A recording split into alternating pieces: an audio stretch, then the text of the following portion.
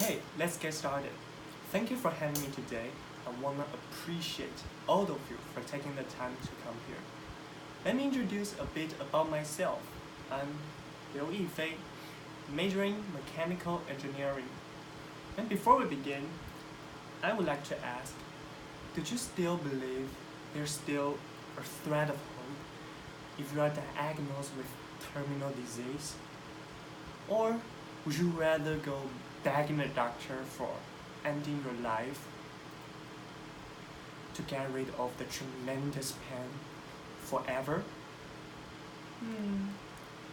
Well, that's what we focus on in our presentation. Here's the outline of my presentation.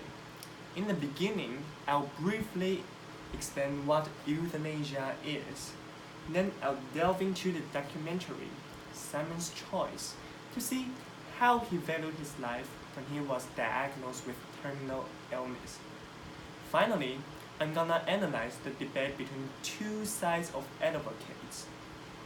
But pay attention, I will not give you an answer to whether the legalization of euthanasia in Taiwan should come into effect, but help you contemplate on this issue much deeper and deeper. So, without further ado, let's discuss what on earth euthanasia is. Euthanasia, stemming from Greek, means good death. It's the practice of intentionally ending someone's life by others to relieve the pain and suffering. Actually, there's no unified definition in medicine, but it can be roughly categorized in two different ways: passive euthanasia and active euthanasia. Passive euthanasia means the doctor stops any treatments necessary for the patient's continuance of life, letting the patient passing away naturally. And the active euthanasia means the doctor uses deadly substances, like administering a lethal injection to bring the patient's life to the end. However, knowing the definition of euthanasia cannot adequately help us know the ethical issue. So, I want to share a story with you, documented by BBC. Simon Biner used to be a successful British salesman with a lovely family. But after he was diagnosed with motor neuron disease, like Stephen Hawking, his life was immediately brought into a chaotic depression. He was a great communicator, but the illness gradually took his talents away. His arms becomes paralyzed day by day. Finally, he resolved to resort to active euthanasia in Switzerland because it is still illegal in British. His wife, in the beginning, was not at his side, and she wanted to get along with him for all eternity. But after thousands of conversations, she eventually accepted his husband's choice and cherished every moment she has spent with her husband. For now, it's only in Netherlands, Belgium, Luxembourg, and Switzerland that active euthanasia is legal. And there are two sides of advocates about active euthanasia. The ones who approve it hold the opinions that it grants the patient's right to choose how they want to end their own lives. And people brought life to the world should be free to decide how their life track should go. But at the other hand of the spectrum, the others disapprove it, think we should we should cherish everyone's life, no matter how hard it has been through.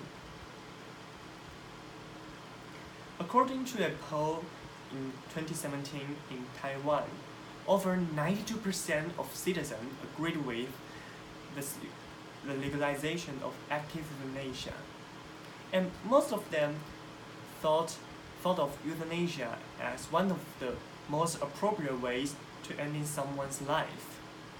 It has revealed that there's a big difference between public opinion and the law.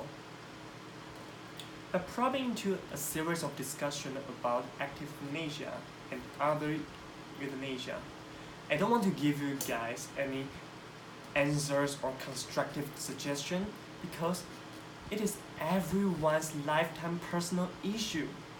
But I hope all of you, to my great honor, to contemplate on how you value your life in the face of looming death. And what do you think the end of life will be like?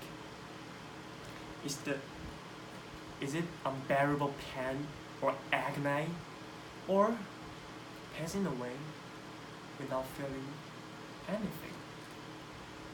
But most importantly, I want you to contemplate on is, what do you think the end of life with dignity would be like? And this is the presentation, and this is the end of my presentation. Thank you for your listening. And then let's get into our Q&A time. Does anyone has any question? If no, I've prepared some question for you. Question 1. Which country has legalized active euthanasia? A. Ireland, B. England, C. Switzerland, or D. Japan? It's a tricky one. Does anyone has any idea? Well, you, John? Yes, exactly. It's C. Switzerland. And then let's move on to our second question. Which disease was Simon Biner diagnosed with? A. Diabetes, B. motor neuron disease, C. AIDS, or D. heart disease? Does anyone has any idea? Well, Serena, what's your idea? Yes, exactly. B. motor neuron disease. And this is the end of my Q&A time. And as always, I'm Miffy Liu. Thank you for listening.